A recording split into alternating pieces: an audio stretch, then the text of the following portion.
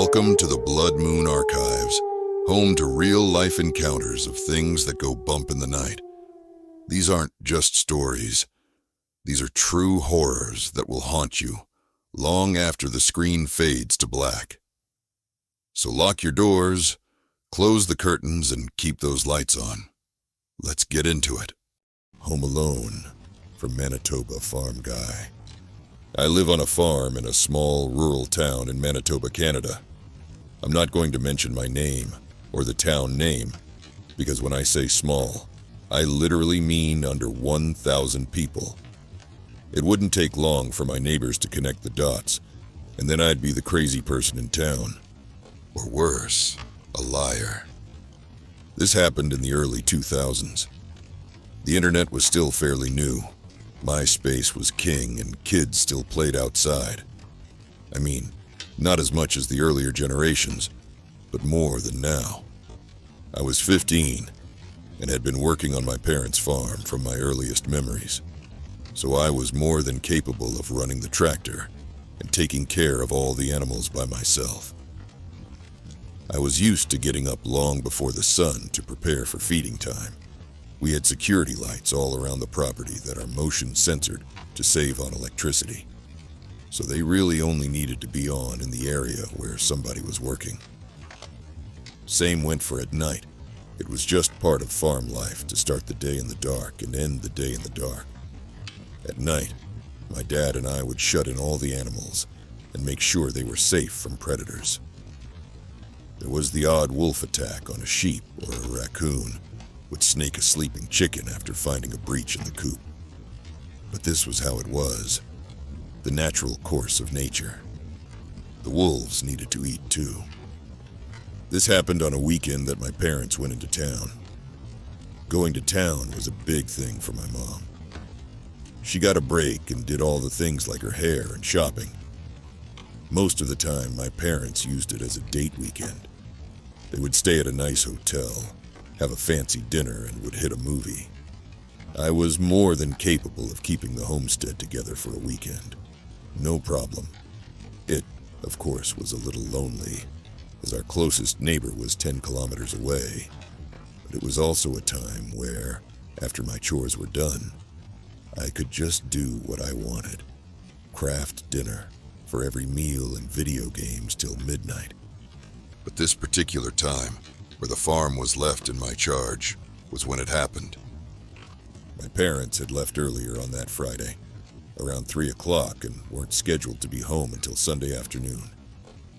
I had spent the early evening playing a pretty scary horror game, Silent Hill, on my computer, and before I knew it, it was dark and time to close in the coop and latch the barn. I made my way outside, and as I moved towards the barn, the security lights flicked on one by one, lighting up my path. The chicken coop was built off of the side of the barn wall, so once inside the barn, there was a people door to access into the coop. Outside, there was simply a hatch with a rope to raise the slider, so the chickens could get outside. The hatch was set on an auto time and raised automatically at 4 in the morning. Our chickens roamed during the day, free range. Chickens are funny little creatures. They literally have internal homing devices built right in, and they rarely stray more than 20 feet from the coop.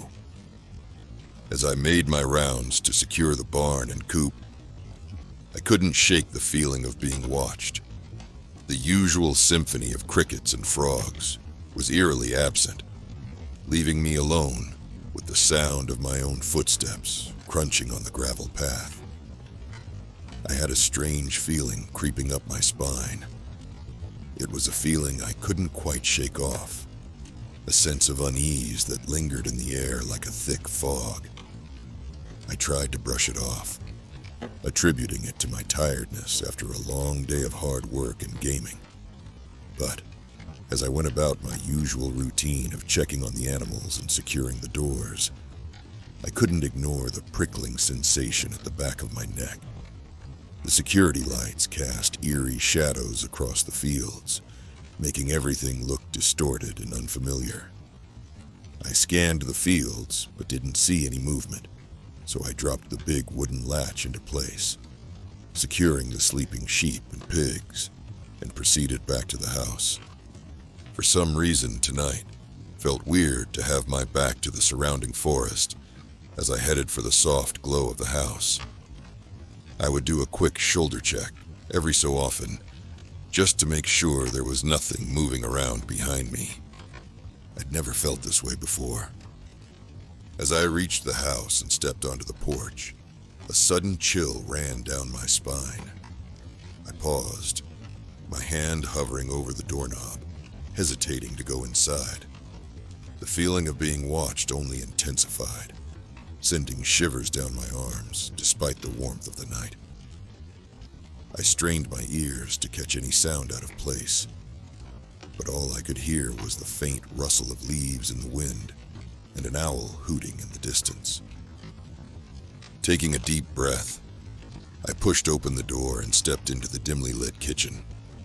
The familiar surroundings brought me comfort, and I immediately locked the door behind me and headed up to my room.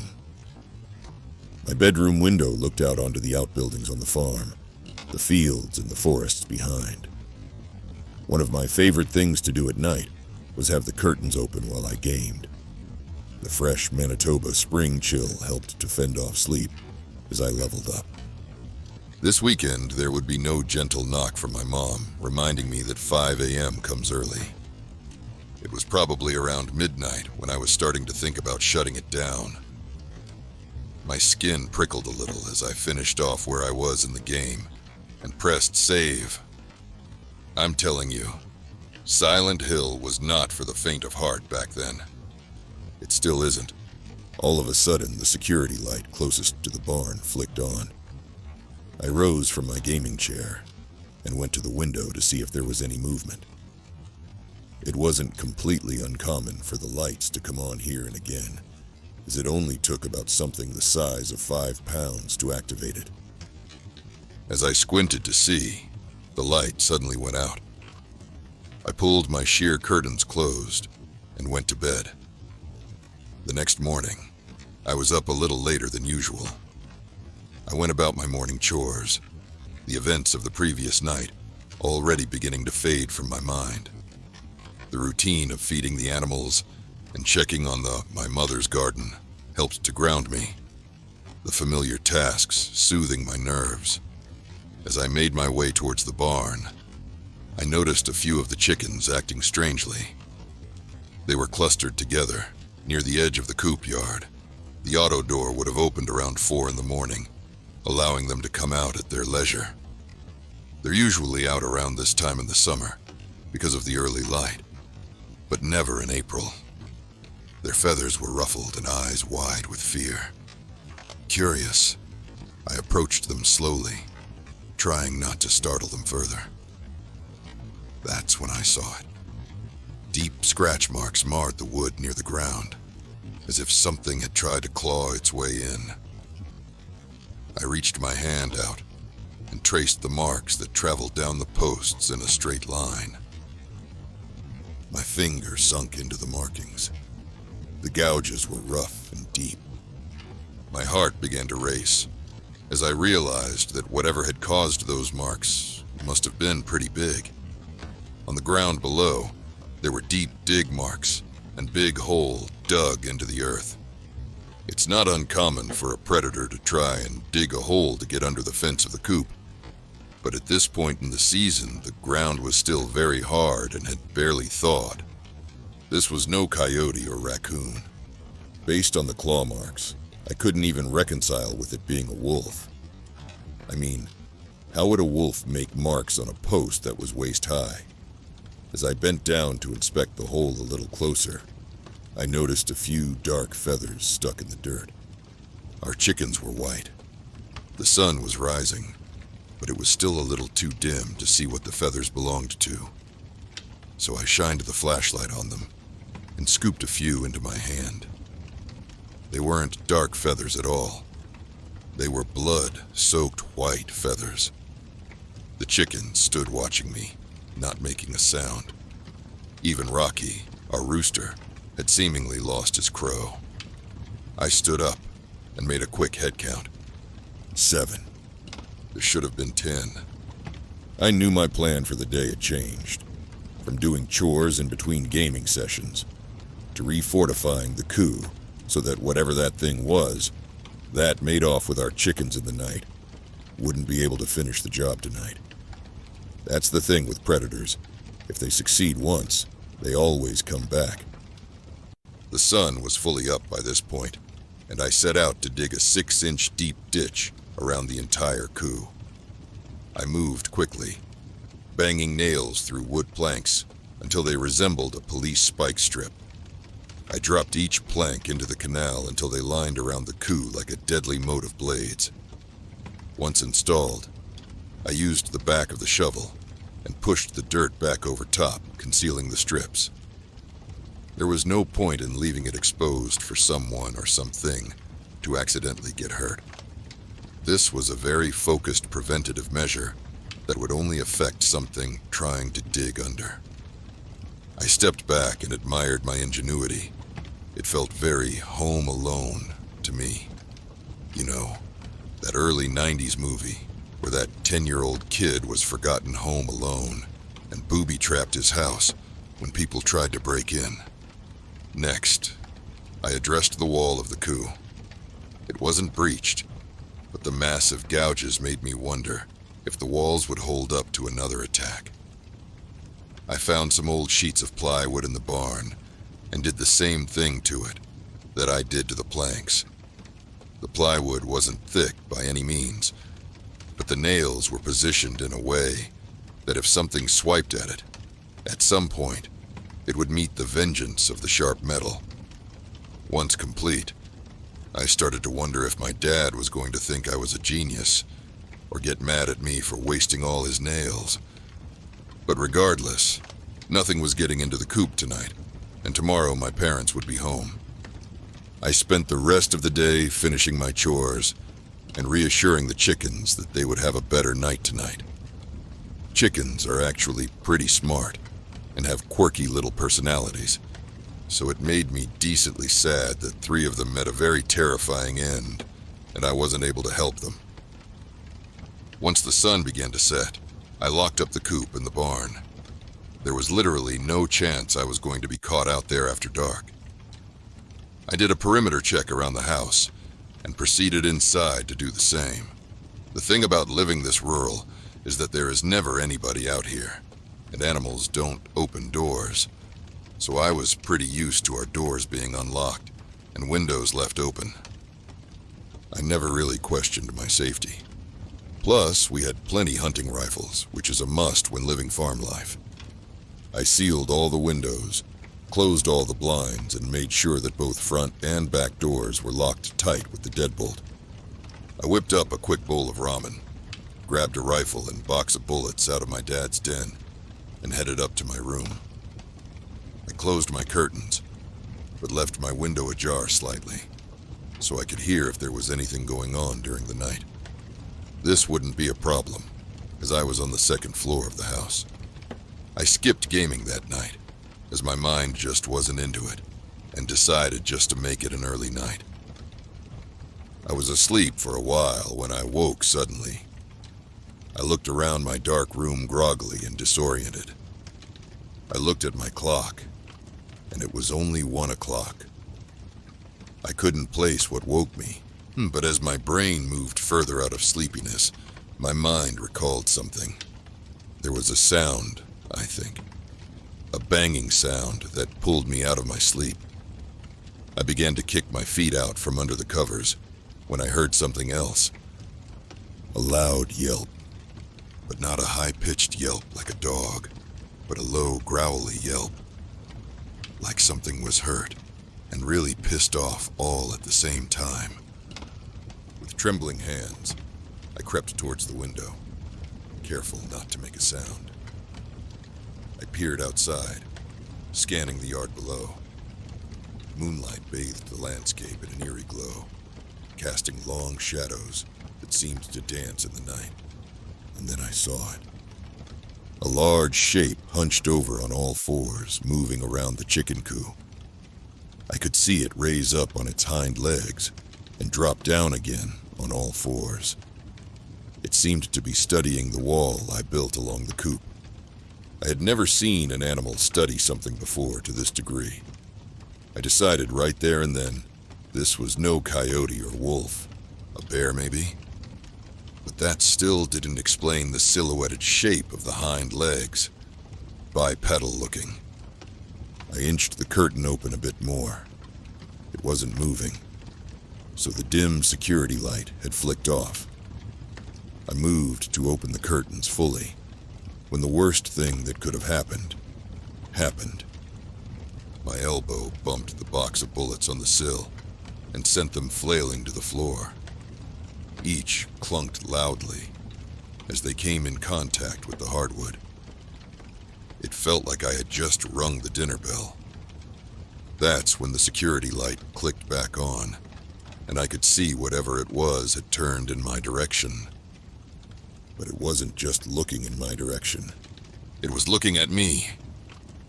Its gaze was locked, and I dropped to the floor to grab the bullets at my feet. With bullets in hand, I stood and grabbed my gun to load it. I turned and pushed the barrel out my open window, gun cocked and finger on the trigger. But it was gone. I scanned left to right, but whatever it was, it seemed to have just vanished. I knew that even a bear couldn't have moved at that speed with no noise. Bears just aren't that calculated. I sat for a few minutes, not moving a muscle and ready to fire. There wasn't so much of a sound outside. No branches or leaves rustling, not owls, nothing. I sat like that for about 15 minutes, but it felt longer. Gradually, the normal nighttime sounds began to return. The next morning, I woke up. I had managed to grab a few hours of sleep, but still felt exhausted. I went to the window and popped it back open. I had closed and locked it that night, after all the craziness. The sun was already up, and the previous night's events were starting to fade. It's so funny how something that terrified you in the dead of night seems much less scary in the light of the day. I was slowly starting to convince myself that I might have been dreaming. I went downstairs, made my coffee, and headed out to feed the animals. I stepped out on the porch and looked around. The heavy wooden door banged closed behind me. Everything was normal. The chickens were out in their yard, clucking, and I could hear the sheep bleating in the barn. A little laugh escaped my lips as I thought about my ridiculousness from the night before.